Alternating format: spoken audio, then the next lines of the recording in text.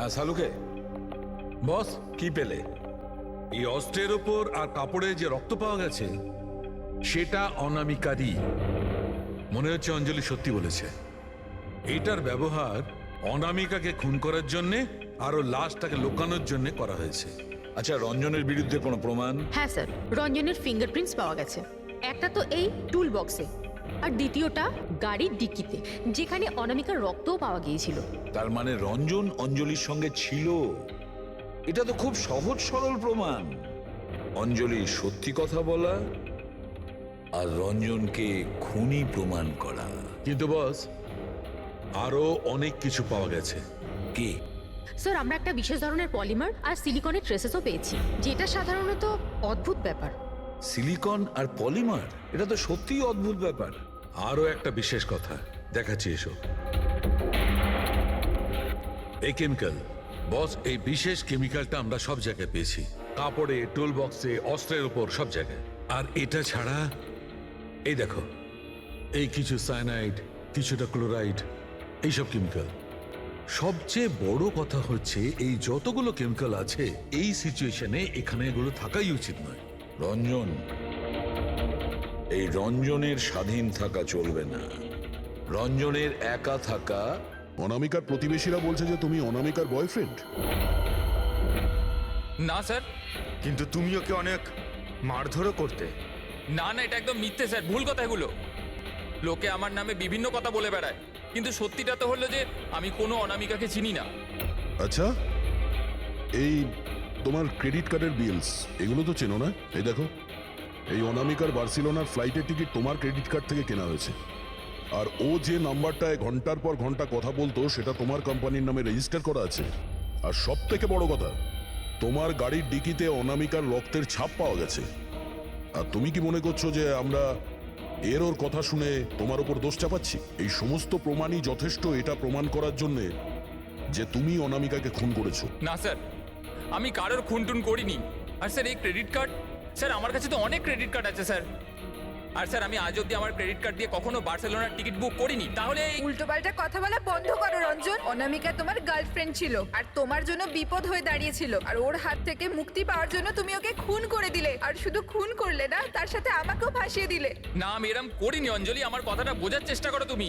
বৌদি, মানছি যে সমস্ত প্রমাণ এটাই ইঙ্গিত করছে যে রঞ্জনী খুনটা করেছে, কিন্তু কিছু প্রমাণিত হয়নি এখনো। আপনারা প্লিজ আমাদের কাজ করতে দিন। দেখো রঞ্জন, তোমার নির্দোষ হওয়ার কোনো প্রমাণ তোমার কাছে নেই। আর খুনের সময় তুমি কোথায় ছিলে এর কোনো সাক্ষীও নেই। আর তোমার ওই অফিসে সিসিটিভি ক্যামেরা ফুটেজ, ওর মধ্যে তুমি উধাও। অনামিকার হোটেলের বাইরে তোমার গাড়ির দাঁড়িয়ে থাকা, তোমার গাড়ির ডিকিতে অনামিকার রক্ত পাওয়া, ফোন রেকর্ড, ক্রেডিট কার্ড বিলস। তোমার বাঁচার আর কোনো রাস্তা নেই। এই একই রকম দেখতে অ্যাঙ্গেলটা একবার পরিষ্কার হয়ে যাক, তারপর তোমাকে অ্যারেস্ট না করার কোনো কারণ আমাদের কাছে থাকবে না। ততক্ষণের জন্য তুমি এখানে নিজের বাড়িতেই নজরবন্দি থাকবে, ফ্রেডির তত্ত্বাবধানে। আর আপনারা তদন্ত শেষ না হওয়া পর্যন্ত আপনাদের মধ্যে কেউ এখান থেকে যাবেন না। ফ্রেডি, নজর রেখো। Sir sir please sir, sir আমার কথাটা বোঝার চেষ্টা করুন, আমি কিচ্ছু করিনি।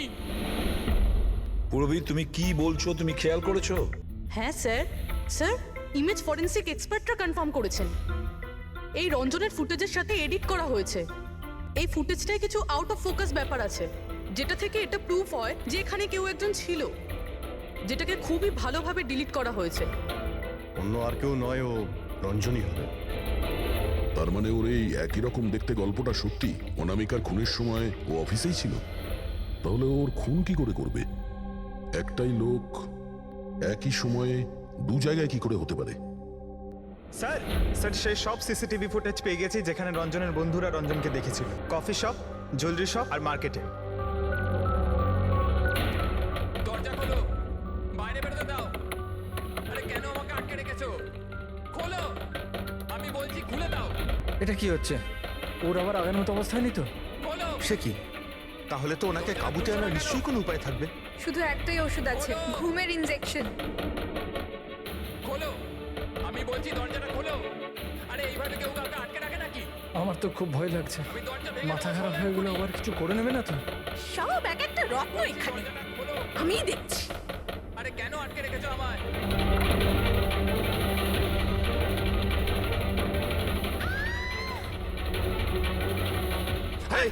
রঞ্জন, এই রঞ্জন, রঞ্জন দাঁড়াও বলছি। মা মা মা আস্তে আস্তে আস্তে, ও মাই গড, এটা কি করে হলো? আমি ডাক্তারের খবর দিচ্ছি। হ্যাঁ, তুমি ঠিক আছো তো মা? ও মাই গড, কি করে লাগলো তোমার? স্যার, এটা কফি শপের ফুটেজ।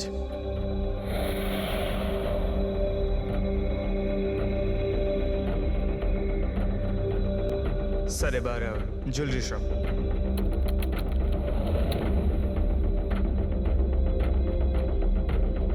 এটার সঙ্গে অনামিকাও ছিল।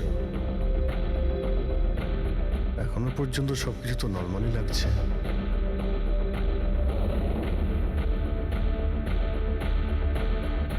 স্যার, এবার মার্কেট প্লেস।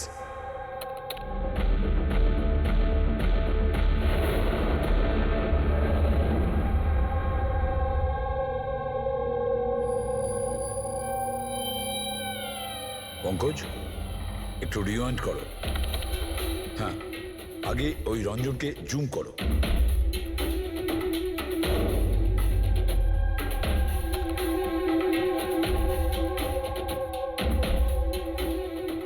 এই দেখো, এর এর হাঁটা চল একটু আলাদা।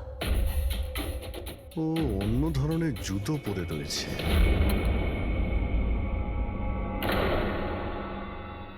কিন্তু এটা কি? দয়া ওয়াকিং বুট পরেছে, ওয়াকিং বুট। যার পায়ের হাড়ে কোনো প্রবলেম থাকে না, সে ওই ওয়াকিং বুট পরে। কিন্তু রঞ্জনের পা তো একদমই ঠিকঠাক আছে। সেটাই তো, এটা তো হতেই পারে না। তাহলে ও কি? হ্যাঁ সালুকে বলো, কি এখনই? আচ্ছা ঠিক আছে, আমি আসছি। সালুকে ফরেন্সিক ল্যাবে ডেকেছে, এখনই যেতে হবে। চলো। হ্যাঁ ফেডরিক, বলো, কি বললে তুমি? ঠিক আছে, হ্যাঁ ওখানেই থেকো। ফেডরিক বলছিল রঞ্জন পালিয়ে গেছে শালার ওপর আঘাত করে। কিন্তু ফ্রেডি তো ছিল ওখানে। সেটাই তো। একটা কাজ করো দা, তুমি আর পঙ্কজ ওখানে চলে যাও, আমরা ফরেন্সিক ল্যাবে যাচ্ছি। আচ্ছা সালুকে, তুমি রঞ্জনকে গ্রেপ্তার করতে বারণ করেছিলে, ব্যাস ও তো ওদেরকে আঘাত করে পালিয়ে গেছে। আর তুমি এখানে এসব কি করছো? এখানে এখানে এরকম মিউজিয়াম সাজিয়েছো কেন? মিউজিয়াম নয় বস, তাহলে? এটা হচ্ছে সেই ধাঁধাটার জবাব যেটা আমরা সলভ করতে পারিনি। হ্যাঁ, রঞ্জন পালিয়ে যাওয়াতে আমার খুব আফসোস হয়েছে, কিন্তু আই এম শিওর তোমরা ওকে ঠিক ধরে ফেলবে। তোমাদের মনে আছে ওই যে কেমিক্যালটা আমরা ক্রাইম স্পটে পেয়েছিলাম? তো তার সঙ্গে ওর কি সম্পর্ক? সেটা আমি আপনাদেরকে বলছি। আপনি কে? এ হচ্ছে জগৎ। এক মিনিট, সবকিছু বুঝতে পারবে বস। বেহুল, হাই স্যার। এবার এর সঙ্গে আবার এই কেসের কি সম্পর্ক? আপনারা ওর সাথে একটু মন দিয়ে কথা বলুন, দেখুন সবকিছু জানতে পারবেন। এটা বলুন তো যে আপনি কে, আর এই কেসের সঙ্গে আপনার কি সম্পর্ক? এক মিনিট। এনার চোখগুলো দেখে তো কেমন যেন একটা মনে হচ্ছে। শুধু চোখই নয়, এনার তো পুরো মুখের মধ্যেই কিছু গোলমাল আছে অভিজিৎ, ফেসের ওপরে গোলমাল আছে।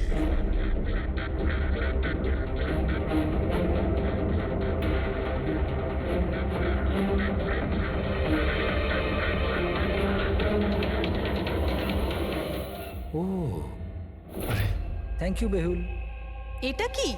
আমি বলছি বস, ওই কেমিক্যালস যেটা ক্রাইম স্পটে পাওয়া গেছিল, আসলে ওই কেমিক্যালটা এই ধরনের মাস্ক আর নকল রক্ত তৈরি করতে কাজে লাগে। বিশেষ করে এই সিলিকন মাস্ক, যেটা ওই সিনেমাতে ব্যবহার হয়। সব থেকে বড় ব্যাপার হচ্ছে এর মধ্যে চোখের পাতা থাকে না, আর চোখের জন্য এখানে গর্ত একটা থাকে আসল মুখের মতো, যাতে যে এটা পড়বে তার আসল চোখটা এই গর্ত থেকে বেরিয়ে এসে যাতেও দেখতে পায়। আর স্যার, এটাকে বানানো কিন্তু অত সহজ নয়। হাই কোয়ালিটির সিলিকন আর পারদর্শী লোকই এটা বানাতে পারে। লেটেস্ট টেকনিকের জন্য স্যার, এটা যে পড়বে তার যে মুখের ভাব, সেটাই মাস্কে ফুটে উঠবে। এর থেকে তো একটা কথা পরিষ্কার অভিজিৎ, কেউ রঞ্জনের মতো দেখতে হুবহু একটা মুখোশ বানিয়েছে, একটা মাস্ক বানিয়েছে। রঞ্জনের মতো হাইটের কেউ ওরই মুখের মতো কোনো মাস্ক বানিয়েছিল আর লোকেদের বোকা বানাচ্ছিল। হ্যাঁ, আর সেই জন্যই সবাইকেও দূর থেকে দেখা দিয়েছিল, কারণ যদি কাছে আসতো তাহলে সবাই বুঝে যেত ও কোনো মাস্ক পরে আছে। আর স্যার অঞ্জলি, ও তোর সাথেই ছিল, ওর সাথে কথাও হয়েছে, ওর সাথে লাশটা লুকোনোর চেষ্টা করেছে। ওর মুখে রক্তও লেগেছিল, আর ওখানে লাশগুলোকে কাটছিল আর লুকিয়ে রাখার চেষ্টাও করেছিল, তাই হয়তো তাড়াহুড়োতে কোনো খেয়ালই করেনি। আর তাছাড়াও এই যে একই রকম দেখতে না, নিশ্চয়ই ওর পায়ের হাড়ে কোনো প্রবলেম ছিল, তাই ও ওয়াকিং বুট পরেছিল। আর এই মাস্ক তৈরি করাও এত সহজ নয়। স্যার, এই মাস্ক ফিল্ম প্রজেক্টেই কাজে লাগে। ও, হ্যাঁ, তবে এটুকু জানি যে ও অ্যাসিস্ট্যান্ট ডাইরেক্টর ছিল আর এখন একটা ইন্টারন্যাশনাল শর্ট ফিল্মে কাজ করছিল। স্যার, দয়া বলছিল যে অনামিকা ও নাকি কোন ইন্টারন্যাশনাল শর্ট ফিল্মে কাজ করছিল। ওর পক্ষে এগুলো করা তো খুবই সহজ। তার মানে ও রঞ্জনের গার্লফ্রেন্ড ছিল না, ওকে নিজেরই খুনে ফাঁসানোর চেষ্টা করেছিল। সেই জন্যই ও বেল বয়কে গাড়ি অব্দি নিয়ে গিয়েছিল। স্যার নিজের প্রতিবেশীর সামনে রঞ্জনের সাথে ফোনে কথা বলার নাটক করেছিল। মানলাম অভিজিৎ, আমি মানলাম, কিন্তু কেউ নিজের মৃত্যুর ষড়যন্ত্র নিজে কেন করবে? মানে আমি বলতে চাইছি, অনামিকা তার নিজের মৃত্যু কেন নিজে ডেকে আনবে? না না না না, কিছু তো একটা গোলমাল আছেই। কেউ তো একজন আছে যে অনামিকাকে শিখণ্ডি খাড়া করেছে, আর সেই পুরো কেসটার মাস্টার মাইন্ড, বুঝেছো? আপনাদের মাথা খারাপ আছে? ফ্রেডি ইনজেকশন নেওয়ার জন্য ভেতরে গেছে আর তোমরা ওই লোকটাকে ছেড়ে দিলে। আমরা তোকে পালাতে দিইনি, আমরা কি দরজা খোলার কি দরকার ছিল? ওই লোকটা যে মানসিক অবস্থা নিয়ে এখান থেকে পালিয়ে গেছে, কে জানে কার সাথে কি করে দেবে। শায়লা দেবীর ওপর হামলা করেই দিয়েছে। স্যার, একটা কথা বুঝতে পারলাম না, ওরা তোমাদের দুজনের সামনে থেকে পালালো আর তোমরা ধরতে পারলে না ওদের? স্যার, আমরা খুব ভয় পেয়ে গেছিলাম, আর সব কিছু এত তাড়াতাড়ি হলো। স্যার, আমরা যদি মাঝখানে আসতাম তাহলে আমাদের উপরও তো হামলা করতে পারতো না স্যার। হ্যাঁ, যেমন ভাবে আন্টিকে হামলা করেছিল আমাদেরও করতে তাহলে। হ্যাঁ, এক মিনিট, শায়লা দেবীর ওপর হামলা? কিন্তু কিভাবে? ওর কাছে অস্ত্র কি করে এলো? এখানে তো কোনো অস্ত্র ছিল না, আমরা সমস্ত অস্ত্র সরিয়ে দিয়েছিলাম। হ্যাঁ হ্যাঁ স্যার, শুধু ঘরে কেন, কিচেনেও সবজি কাটার কোনো ছুরি পর্যন্ত নেই।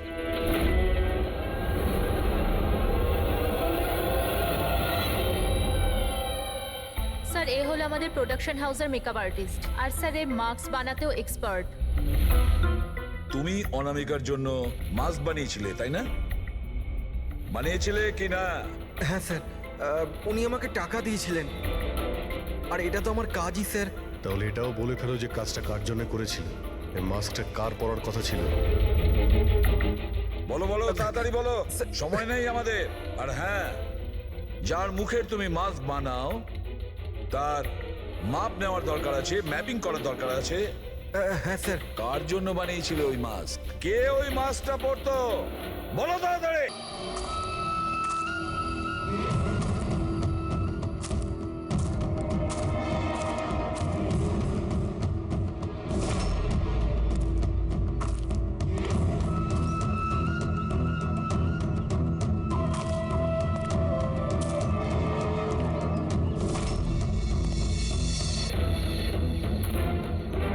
কে তুমি? হ্যাঁ, কে তুমি? কি চাও? কেন আমাকে বেঁধে রেখেছো? আমার তো মনে হয়েছিল আমাকে দেখে তুমি খুব খুশি হবে, কারণ আমিই তো হচ্ছি সে যাকে তুমি খুঁজে চলেছ। তোমারই আর এক রূপ। রূপ? কিন্তু তোমার মুখ তো আমার সাথে মেলে না। কারণ এটাই, আমি তোমার মতন মুখের মাস্ক পরে নেই এখন, নাহলে তুমি আমাকে চিনতে পারতে না যে আসল তুমি না আমি। আর একটা কথা,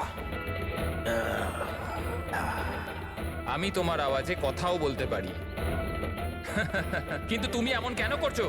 যাতে অনামিকার খুনের জন্য তোমার জেল হয়ে যায়। কিন্তু আমার তোমার সাথে কি শত্রুতা? আমি তো তোমাকে চিনি অব্দি না। ওসব জেনে তুমি কি করবে? এখন তো শুধু এটুকুনি জেনে রাখো যে আমার এত পরিশ্রমে সিআইডির লোকেরা জল ঢেলে দিয়েছে, আর আমার কাছে শুধুমাত্র এখন একটাই রাস্তা বাকি আছে, যে তোমাকে আমি মেরে ফেলবো। না! সিআইডি, তোমরা এখানে কি করে? তোমাকে ফলো করতে করতে এখানে পৌঁছেছি। ওই মেকআপ ম্যান সবকিছু বলে দিয়েছে তোমার ব্যাপারে। খুব ভুল করেছো তোমরা এখানে এসে। রঞ্জনকে তো আমি কিছুতেই ছাড়তে পারবো না, কারণ আমি ওকে মারবার জন্য কন্ট্যাক্ট নিয়েছি। কিন্তু এখন তোমরা ওর সঙ্গে মরবে।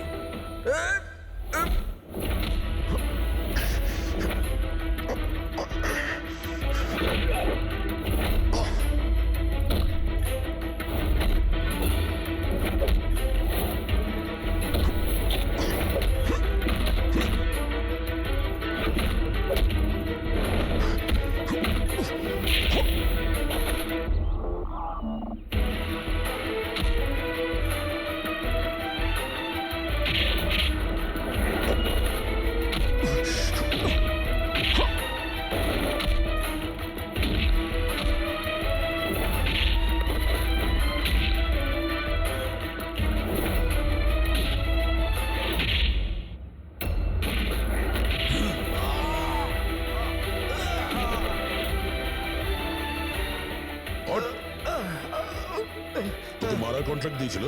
হ্যাঁ, কে দিয়েছিল? অনামিকা মারা যাওয়ার পরেও তোমাদের প্ল্যান চালু আছে। কে মাস্টার মাইন্ড? আমায় ক্ষমা করে দাও মা। তোমার মতের বিরুদ্ধে গিয়ে বিয়ে করে আমি অনেক বড় ভুল করে ফেলেছি। কখনো ভাবতেও পারেনি যে ও এসব করতে পারে। রঞ্জন কোথায়? ওকে পেলেন না আপনারা? পাওয়া গেছে রঞ্জনকে। আপনারা সবাই এটা জেনে হয়তো অবাক হবেন যে রঞ্জন নির্দোষ। এটা আপনারা কি বলছেন? খুন রঞ্জনই করেছে? একদম না, রঞ্জন খুন করেনি। খুন করেছে আপনাদের মধ্যেই কেউ একজন। আমরা? কিন্তু আপনি তো জানেন যে এদের সবার উপস্থিতিতেই রঞ্জন আমাকে আঘাত করেছে। কি করে করলো? মানে কোন জিনিস দিয়ে আপনার উপর আক্রমণ করেছিল? আমি বলেছিলাম না যে ও ছুরি দিয়ে আমাকে আঘাত করেছিল। কিন্তু ছুরি তো ছিল না ঘরে, আমরা সমস্ত অস্ত্র সরিয়ে দিয়েছিলাম আগে থেকে। আপনার এই আঘাত ছুরি দিয়ে নয়, বরং নেইল ফাইল, নখ কাটার জন্য যেটা ব্যবহার করা হয়, আপনার এই আঘাত সেটা থেকে লেগেছে। মনে হচ্ছে উনি এখনো কনফিউজড। কোনো ব্যাপার নয়, ওনাকে আমরা সাহায্য করছি। ফ্রেডি,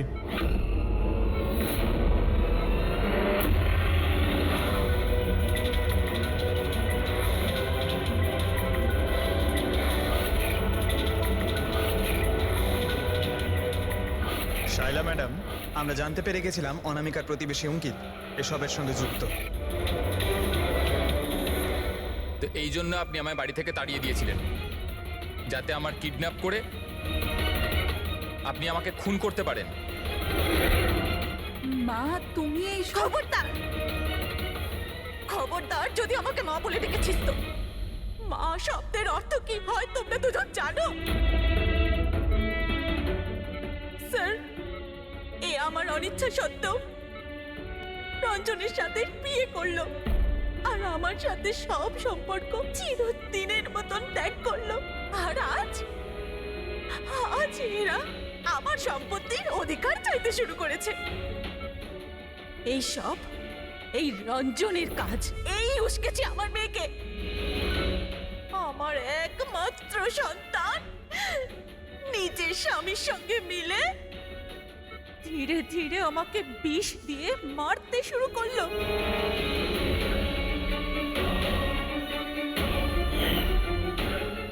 দুভোটা তাড়াতাড়ি করো অঞ্জলি, এটা নিয়ে গিয়ে মায়ের ঘরে রেখে দাও, যাও।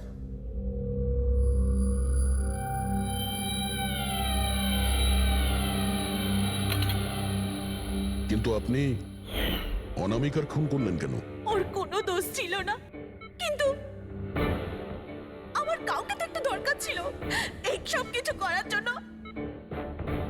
কিন্তু আমি এদের দুজনকে শাস্তি দিতে চেয়েছিলাম যে রঞ্জনের ফাঁসি হয়ে যাক আর অঞ্জলির সারা জীবনের মতো জেল। শায়লা দেবী, এদের প্রতি আপনার ঘৃণা আপনাকেও এদেরই মতন অপরাধী বানিয়েছে। এদের দুজনের তো শাস্তি হবেই, আপনার প্রাণ নেওয়ার চেষ্টা করেছে বলে। কিন্তু আপনারও কঠোর থেকে কঠোরতম শাস্তি হবে অনামিকাকে খুন করার অপরাধে।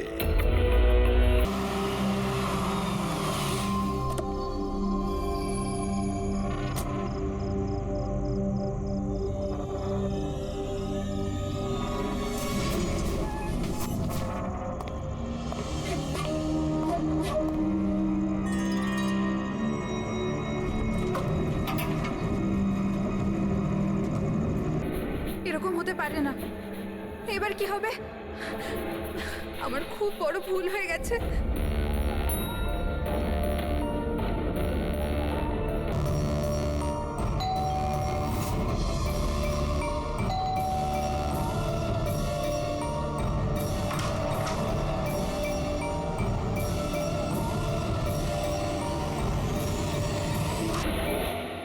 এদিকে এসো, এদিকে এসো। সব সব ঠিক আছে তো? তোমায় এভাবে কেউ দেখেনি তো? কেউ সন্দেহ করেনি তো? হ্যাঁ সন্দেহ? বলো। কেমন সন্দেহ? কি অঞ্জলি, তুমি কাঁদছো কেন? আর তোমার চোখগুলো এরকম বসে গেছে কেন? তুমি এত কাঁদছো কেন? কি হয়েছে? তুমি আমায় জিজ্ঞাসা করছো কি হয়েছে? তুমি জানো না কি হয়েছে? আমি কি করে জানবো কি হয়েছে? আমি তো এইমাত্র বাড়ি এলাম। রঞ্জন, তুমি পাগল হয়ে গেছো নাকি আমায় পাগল বানাচ্ছো? এত বড় ঘটনা ঘটে গেল আমাদের সাথে আর তুমি এমন বিহেভ করছো যে যেন কিছু হয়ইনি। কি কি খেলা খেলছো তুমি? কি খেলা আরে আমি খেলছো কোনো তুমি? খেলা খেলছি না। কি তখন থেকে বলে চলেছো তুমি? রঞ্জন, কিছু ঘন্টা আগে তুমি খুন করেছো। কি? ওই লাশটা টুকরো করে ওই টুকরোগুলোকে পুকুরে ফেলে দিয়েছো আর তুমি এমন বিহেভ করছো যেন কিছু হয়নি। মনে করো তুমি কেন এমন বিহেভ করছো? অঞ্জলি, তোমার কি হয়েছে? কিছু নেশা টেশা করেছো নাকি তুমি? হ্যাঁ, পাগলের মতো কথা বলছো। আরে কি খুন, কি মার্ডার, কি কি এক মিনিট, এসব? এক what is minute. Wrong with you? এক মিনিট, তোমার জামায় রক্ত, তোমার জামাতে রক্ত আর তোমার মাথায় তো চোট লেগেছিল। আর এইসব তুমি জামা কোথায় চেঞ্জ করলে? কোথায় গেল এই সব কিছু? কত রক্ত পাগল হয়ে লেগেছিল। গেছো তুমি? আজ সকালে এই জামাটা পরেই তো গিয়েছিলাম অফিসে। এখন টায়ার্ড হয়ে এত রাতে অফিস থেকে বাড়ি এসেছি, টেনশনে রয়েছে, তুমি উল্টো পাল্টা বলে যাচ্ছ, ইরিটেট করছো আমাকে। আর এইসব কি গল্প তৈরি করছো খুন টুনের? হ্যাঁ, রঞ্জন ভালো করে মনে করো। হ্যাঁ, তুমি আমায় কল করেছিলে আর তুমি খুব ঘাবড়েছিলে। রঞ্জন, তুমি কাঁদছো কেন? সব ঠিক আছে তো? তখনই তুমি নিচে আসতে বলে আর সাথে টুল বক্স আর পরিষ্কার করার কাপড়ও নিয়ে যেতে বলেছিলে। অঞ্জলি।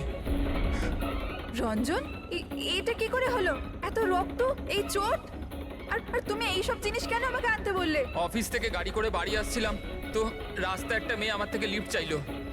আমি ওর সাহায্য করতে গেলাম তো আমার উপর হামলা করে দিল, আমার উপর। আর আর আমি নিজেকে বাঁচানোর জন্য আমি ওর খুন করে দিয়েছি। অঞ্জলি, আমাদের এই লাশটাকে কোথাও একটা লুকাতেই হবে। ওই লাশটা আমরা শহরের বাইরে একটা পুকুরের কাছে নিয়ে গেলাম।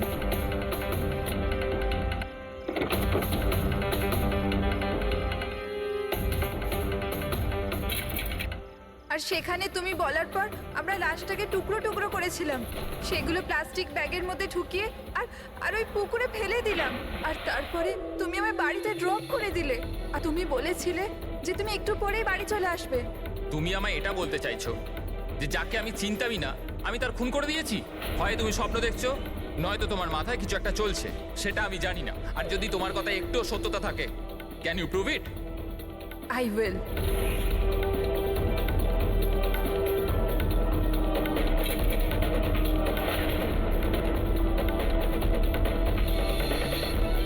এই দেখো, আর এই দেখো। এবার বলো, প্রুফ চেয়েছিলে না তুমি? এই দেখো প্রুফ। এবার বলো, এই জামাগুলোতে রক্ত কোথা থেকে এলো? এমনটা নয় তো যে এগুলো তুমিই করেছো আর তুমি আমাকে ফাঁসানোর চেষ্টা করছো?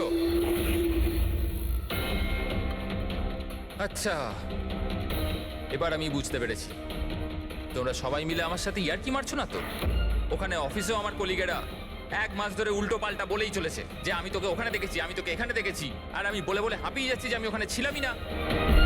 কিন্তু এখন যেটা তুমি করছো না, এটা কিন্তু ভুল করছো। এইসব একটা ইন্টেলিজেন্স চক্রান্ত, যেটা তুমি প্ল্যান করেছো।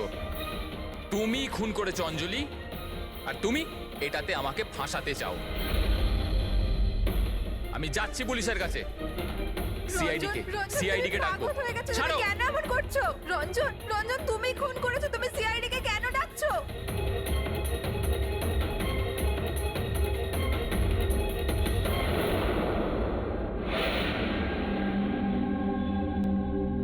তার মানে আপনি বলতে চাইছেন যে আপনি আপনার স্বামী মানে এনার সাথে মিলে একটা মেয়ের লাশ এই শহরের বাইরে মানে একটা লেকে ফেলেছেন? হ্যাঁ স্যার, আমি এটাই বলছি। আর এই সব কিছু আমি ওর বলাতেই করেছি। কিন্তু আপনার স্বামী তো বলছেন ইনি কিছু জানেনই না। ইনফ্যাক্ট উনি আমাদের এখানে ডেকেছেন। স্যার এই মহিলা সব উল্টোপাল্টা বলছে, আমাকে ফাঁসানোর চক্রান্ত হচ্ছে আর এও তাতে জড়িত। উল্টোপাল্টা আমি নয়, উল্টোপাল্টা এ বলছে। প্রথমে নিজের দোষ ঢাকার জন্য আমাকে দিয়ে এই সব কিছু করিয়েছে, আর এখন নিজেই না বলছে। স্যার আমি আপনাকে সত্যি কথা বলছি, আমি বলেছিলাম না যে আমার হ্যাঁ, ওই একই রকম দেখতে লোকের কথা, যে আপনার বন্ধু অ্যালেক্সরা আপনার মতো দেখতে লোকের সঙ্গে দেখা করছে। কিন্তু এটা মনে হচ্ছে না যে আপনার এই গল্পটা সত্যি কম আর কাল্পনিক বেশি লাগছে। স্যার এই লোকটা আপনাদের মিথ্যে বলছে, আমি সত্যি বলছি। ইনফ্যাক্ট আপনারা তো জানেনও না যে কি হয়েছিল। এমন কি হয়েছিল? স্যার রঞ্জন আমাকে টুল বক্স আর একটা কাপড় নিয়ে নিচে পার্কিং এ ডেকেছিল, আর ওখানেও আমাকে বলল যে ও একটা মেয়েকে খুন করে ফেলেছে। সেখানে আমরা লাশের টুকরো করে জলে ফেলে দিয়েছিলাম। স্যার প্লিজ আমায় বিশ্বাস করুন স্যার, একই রকম দেখতে একটা লোক এরকম করছে, আর না হলে সবাই মিলে চক্রান্ত করছে যেটাতে আমাকে ফাঁসানো হচ্ছে। এক মিনিট, এক সময়ের জন্য চুপ থাকুন, আর আপনি আপনার গাড়ির চাবিটা দিন এক্ষুনি, এই মুহূর্তে। আর এখান থেকে লেকে যাব। একবার এই এভিডেন্সগুলো ফরেন্সিক ল্যাবে যাক, তাহলেই আমরা জেনে যাব যে আপনাদের দুজনের মধ্যে কে সত্যি বলছে আর কে মিথ্যে বলছে।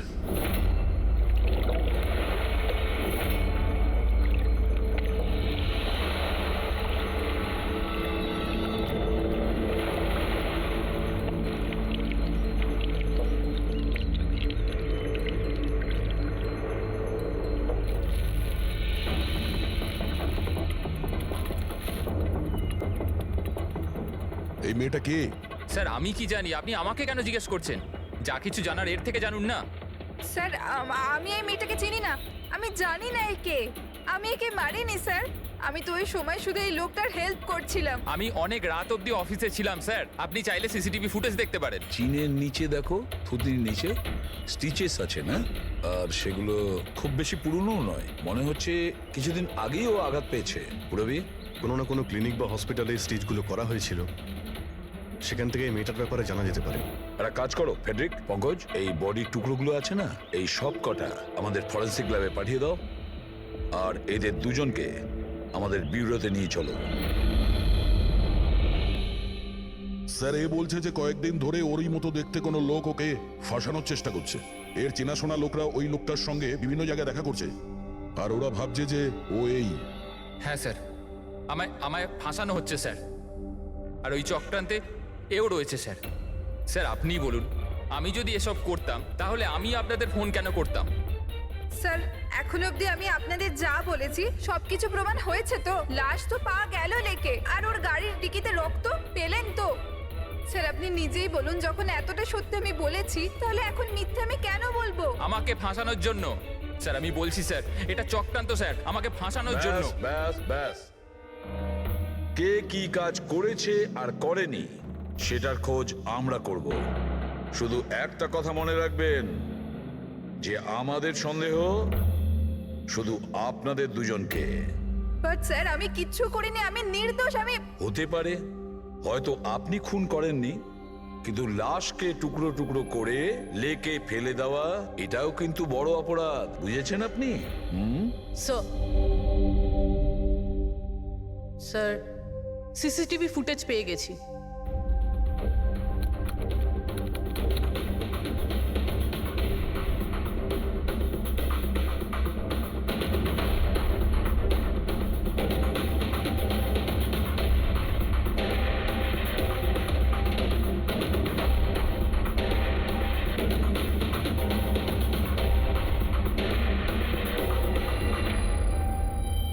এ তো খালি। কিন্তু স্যার আমি সত্যি কথা বলছি, আমায় বিশ্বাস করুন, আমি ছিলাম অফিসে। আমি বুঝতে পারছি না কেন আমায় দেখা যাচ্ছে না স্যার। মিস্টার রঞ্জন, আইন বিশ্বাসের উপর চলে না, প্রমাণ চাই। আপনার অফিসের যে ফুটেজ সেটা সবার সামনে, আপনি ওখানে নেই, তার মানে এটাই হচ্ছে যে আপনার মিসেস যেটা বলছে সেটাই সত্যি। না না স্যার, আমি সত্যি কথা বলছি স্যার, আমি অফিসেই ছিলাম। আমি বুঝতে পারছি না যেটা কিভাবে হলো। হ্যাঁ, কিন্তু আপনার অফিস ফাঁকা দেখাচ্ছে কেন? স্যার রঞ্জন এই কোম্পানির সিইও, এই ফ্লোরে শুধু ওই থাকে, ও ছাড়া একজন পিয়নও আছে, সে সেদিনকে ছুটিতে ছিল। আচ্ছা, রঞ্জন বাবু ঠিক ওই দিনেই আপনার পিয়ন অ্যাবসেন্ট কেন? স্যার আমি সত্যি বলছি স্যার, আমি অফিসে ছিলাম। মিস্টার রঞ্জন, নিজেকে নিরপরাধী প্রমাণ করবার জন্য কোনো রকম প্রমাণ আপনার কাছে নেই, বুঝেছেন? আরে কুন্দন, ভালো হয়েছে তুই এসে গেছিস ভাই। এরা বলছে যে আমি কারো খুন করেছি। আরে আমি কাউকে কিভাবে মারতে পারি বল না, বোঝা না ভাই। এ করতে পারে না স্যার। স্যার এর জীবনে একটা মাছি পর্যন্ত মারেনি। হ্যাঁ এটা ঠিক যে ও মাঝে মাঝে খুব রেগে যায়, রাগকে কন্ট্রোল করতে পারে না। হ্যাঁ স্যার, অনেক দিন ধরে চিকিৎসা চলছে ওর, ওষুধপত্রও খান রঞ্জন দাদা, কিন্তু কখনো কখনো যদি ওষুধ খেতে ভুলে যায় তাহলে নিজেকে সামলাতে পারেন না। এই কথাটা তুমি আমাদের কেন বলনি? স্যার আমি ওই শুধু আপনাকে নয়, কাউকেই হয়তো বলেননি কথা। আমার ক্ষমতা চলতো তো তার এই বিয়েটা হতেই দিতাম না। আমি তো আমার মেয়ের কাছে হেরে বসে আছি। এই লোকটা তো একটা সাইকো সাইকো। এই রঞ্জন একজন মানসিক রোগী। এর পার্সোনালিটি ডিসঅর্ডার আছে। এর মাথা তো সেটাই মনে রাখে যেটা ও মনে রাখতে চায়, বাকি সমস্ত কথা তো এ ভুলে যায়। হতেই পারে স্যার যে খুনটা এই করেছে আর ভুলে গেছে। ব্যাপারটা হচ্ছে যে আমি আগে অসুস্থ ছিলাম, কিন্তু তারপর আমি ঠিক হয়ে গেছিলাম। আপনি এরম কেন বলছেন? কুন্দন কুন্দন তুই বল, আমি সত্যি বলছি কিনা। বৌদি আপনি বলুন না, আরে তুমিই বলো না। আপনারা আমায় এভাবে কেন দেখছেন? আরে আমি সাইকো নই, আমি অসুস্থ নই, কোনো মানসিক রোগ নেই আমার, একদম ঠিক আছি আমি। আরে বলো না বলো না। বাস, অনেক হয়েছে। এটা তোমার বাড়ি নয়, ব্যুরো। এই নাটক এখানে চলবে না। একটা কাজ করো, পাশের ঘরে গিয়ে এনাদের বসাও। যান। ওই দিকটা যান যান। সমস্ত প্রমাণ ওই রঞ্জনের বিরুদ্ধে, আর তাছাড়াও ওর আচরণটা ঠিক নেই। কিন্তু বুঝে উঠতে পারছি না, জানি না কেন আবার এই ব্যাপারটা এড়িয়েও যেতে পারছি না। ও বারবার আমাদেরকে বলছে যে অফিসের সিসিটিভি ফুটেজটা চেক করুন। আমি অফিসে ছিলাম। এতটা জোর দিয়ে কেউ বলতে পারে না। আরও একটা ব্যাপার স্যার, ফোন ওই করেছিল। কোনো খুনি এরকম কেন করবে? আর স্যার ওই ডিসোসিয়েটিভ পার্সোনালিটি ডিসঅর্ডার, হয়তো খুনটা করেছে আর তারপর ভুলে গেছে। এই রোগটাতে এরকমই হয় স্যার। হতে পারে, এটা হতেই পারে। একটা কাজ করি আমরা, এই যে সিসিটিভি ফুটেজ আছে না, এটাকে ল্যাবে পাঠাই, চেক করিয়ে দেখি এই ফুটেজটা কেউ কোনোভাবে এডিট করে চেঞ্জ করেছে কিনা। আর স্যার ওই একই রকম দেখতে ব্যাপারটা। ও এটা বলছে যে ওর বন্ধুরা ওর মতো দেখতে লোকটাকে দেখেছে, আর ওই লোকটা ওর বন্ধুগুলোকে চিনতেও পারেনি। চলো ওর বন্ধুদের সাথে কথা বলি, জিজ্ঞাসাবাদ করি, জেরা করি, তারপর দেখি ওদের কথায় কতটা সত্যি আছে। স্যার হতে পারে এই চৈতালি আর কুন্দন রঞ্জনের শুভাকাঙ্ক্ষী হওয়ার চেষ্টা করছে, হয়তো তা নয়। আর এদিকে শায়লা, উনি তো চানই এই দোষটা রঞ্জনের ওপর আসুক, যাতে ওনার মেয়েকে আর এই বিয়েটা করতে না হয়। স্যার স্যার যে মেয়েটা মারা গেছে ওর ফটো হসপিটালের ক্লিনিকে পাঠিয়ে দিয়েছি, ওকে শনাক্ত করা হয়েছে। ওর নাম হলো অনামিকা। দুদিন আগেই ওখানে গেছিল ওর আঘাত দেখাতে। অনামিকা, অনামিকা, এই অনামিকার পুরো ফোন রেকর্ড চেক করো, খোঁজ নাও এ কোথায় থাকতো, কি করতো, এর সঙ্গে রঞ্জনের কি সম্পর্ক ছিল।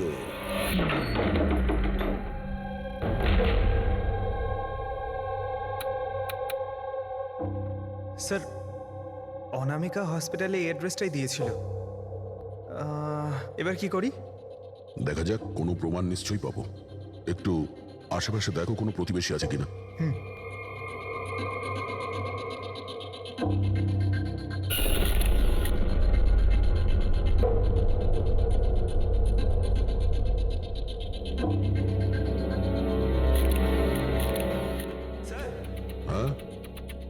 এর নাম অঙ্কিত, অনামিকার প্রতিবেশী। হ্যালো স্যার, কি হয়েছে বলুন? অনামিকা ঠিক আছে তো? না, অনামিকার খুন হয়ে গেছে, আর আমরা সেই জন্যই এর তদন্ত করছি। আপনি ওর ব্যাপারে কিছু বলতে পারেন যার সাহায্যে আমরা খুনি পর্যন্ত পৌঁছতে পারি? না স্যার, আমি ওর ব্যাপারে বেশি কিছু তো জানি না। হ্যাঁ, তবে এটুকু জানি যে ও অ্যাসিস্ট্যান্ট ডাইরেক্টর ছিল আর এখন একটা ইন্টারন্যাশনাল শর্ট ফিল্মে কাজ করছিল। ইন্টারন্যাশনাল শর্ট ফিল্মে? আচ্ছা, ওর কোনো বন্ধু কিংবা আত্মীয় যে এখানে ওর সঙ্গে থাকতো? ও তো এনারাই ছিল স্যার, এই কিছু মাস আগেই এখানে থাকতে এসেছিল। আমি তো ওর পরিবারের কাউকে দেখিনি। হ্যাঁ, ওর একটা বয়ফ্রেন্ড ছিল যার সাথে ও ঘন্টার পর ঘন্টা ফোনে কথা বলতো। ও ফোনে যার সঙ্গে কথা বলতো ও যে ওর বয়ফ্রেন্ড ছিল, এটা আপনি কি করে জানলেন? স্যার আসলে আমি ওর কথাগুলো শুনেছিলাম। ও ব্যালকনিতে দাঁড়িয়ে ওর সাথে খুব জোরে জোরে কথা বলতো অনেকক্ষণ। আর ওদের কথা শুনে মনে হতো স্যার ওর বয়ফ্রেন্ড ভালো লোক নয়। ঝগড়া হতো খুব দুজনের। কথা শুনে মনে হতো নিজেদের মধ্যে মারপিটও করে। ইনফ্যাক্ট এই দুদিন আগেই ওরা নিজেদের মধ্যে মারপিট করেছে। ওর মুখেতে সেলাইও পড়েছিল আর ওর চোখেও আঘাত লেগেছিল স্যার। আপনি দেখেছেন ওর বয়ফ্রেন্ডকে? আমি স্যার ওকে কখনো দেখিনি, কিন্তু ওর নামটা জানি স্যার। আচ্ছা, কি নাম কি ওর? রঞ্জন। রঞ্জন?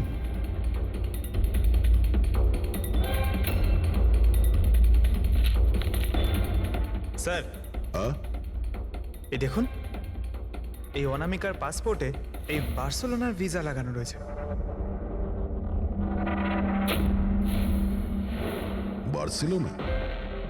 এ কি স্পেনে যেতে চাইছিল নাকি? স্যার অনামিকা স্পেন থেকেই এসেছিল স্যার। আমি ওদের কথা শুনেছিলাম। স্যার ও বিরক্ত হয়ে গেছিল রঞ্জনের জন্য, সারা জীবনের জন্য স্পেন ফিরে যেতে চাইছিল। স্যার আমার মনে হয় ওর খুন রঞ্জনই করেছে। ও চাইতো না যে ও স্পেনে চলে যাক।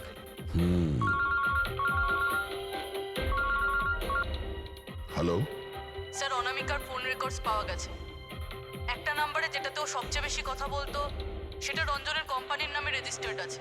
ও রঞ্জন, একটা কাজ করো, অনামিকার ফোনের শেষ লোকেশনটা কোথায় ছিল সেটা বার করো। অনামিকা কাল রাত্রেই আপনার হোটেলে ছিল? I am not sure sir. ছিল না? আমার তো মনে হয় না। ঠিক আছে, আমাদের আপনার হোটেলের সিসিটিভি ফুটেজটা চেক করতে হবে। Sure sir.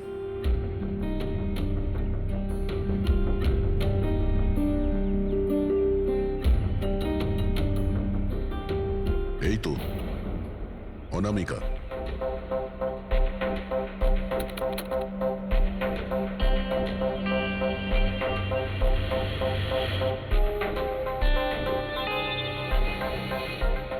এটা কি ব্যাপার? ও ভেতরে গেল একটা হ্যান্ডব্যাগ নিয়ে আর বাইরে এলো একটা লাগেজ নিয়ে। আর সঙ্গে এই ছেলেটা কি? স্যার ও তো আমাদের বেল বয়। ওয়েল বয় কোথায় আছে এখন? কাল রাত্রে তুমি যখন ওই মেয়েটার লাগেজ নিয়ে বাইরে যাচ্ছিলে তখন ওর জন্য কেউ অপেক্ষা করছিল বাইরে? হ্যাঁ স্যার, একজন লোক তো ছিল, ওর জন্য ওয়েট করছিল। কে ছিল? লম্বা রোগা করে একজন ছিল। লম্বা রোগা করে? এ ছিল ওই লোকটা? স্যার মনে হচ্ছে তো এরকমই ছিল। দেখে তাই মনে হচ্ছিল মানে? স্যার ও দূরে দাঁড়িয়ে ছিল, তাই আমি ঠিকমতো দেখতে পাইনি। ও, তার মানে এই রঞ্জন, ও আমাদের মিথ্যে কথা বলেছে। ও অনামিকাকে আগে থেকেই চিনতো, আর শেষবার অনামিকা ওর সাথেই ছিল। রঞ্জন বলছে যে আপনারা ওকে আলাদা আলাদা জায়গাতে দেখেছিলেন, কিন্তু ও বলছে ও ওখানে ছিলই না। ব্যাপারটা কি বলুন তো? স্যার আমি একদিন কফি শপে কফি খাচ্ছিলাম, আমি দেখলাম যে রঞ্জন বাইরে কারোর সাথে কথা বলছে। রঞ্জন, রঞ্জন, এই রঞ্জন! স্যার আমি যখন ওকে ডাকলাম ও জানি না কেন আমার কথা না শুনে অন্যদিকে চলে গেল। রঞ্জন! কিন্তু স্যার যখন আমি এই ব্যাপারে ওর সঙ্গে কথা বললাম তখন ও বললো যে ওখানে ছিলই না। আমি জানি না ওখানে মিথ্যে কথা বললো। আর লীলা দেবী, আপনি ওকে আপনি কোথায় দেখেছিলেন? কান্দিওয়ালাতে একটা জুয়েলারি শপে। ওর সঙ্গে একটা মেয়েও ছিল। রঞ্জন, রঞ্জন! আচ্ছা, এই মেয়েটা ছিল কি? হ্যাঁ স্যার, এই মেয়েটাই ছিল। কিন্তু যখন ওর সঙ্গে আমি ফোনে কথা বললাম, বলতে শুরু করলো আমি তো ওখানে ছিলামই না। আর তোমার সঙ্গে কি এটাই ঘটেছে? হ্যাঁ স্যার, ও বাজারেতে আমার সামনে দিয়ে যাচ্ছিল। আমি ওকে হাত দেখালাম, হাই বললাম, মদন রে, কিন্তু ও সরাসরি আমায় ইগনোর করলো, অটোতে বসলো, চলে গেল। এদিকে দেখ ভাই, আমি রঞ্জন, রঞ্জন! ঠিক আছে, thank you very much. Sir এদের কথা শুনে মনে হচ্ছে রঞ্জন ইচ্ছে করে ওদের সামনে এসেছিল আর এরকম বিহেভিয়ার করেছে। কিন্তু অভিজিৎ, কি কারণ হতে পারে? এরকম ব্যবহার কেন রঞ্জন করেছিল? না না না না, কিছু না কিছু গোলমাল তো নিশ্চয়ই আছে অভিজিৎ। যেখানে যেখানে এরা রঞ্জনকে দেখেছে না, দেখি ওখানে কোনো সিসিটিভি ফুটেজ পাওয়া যায় কিনা।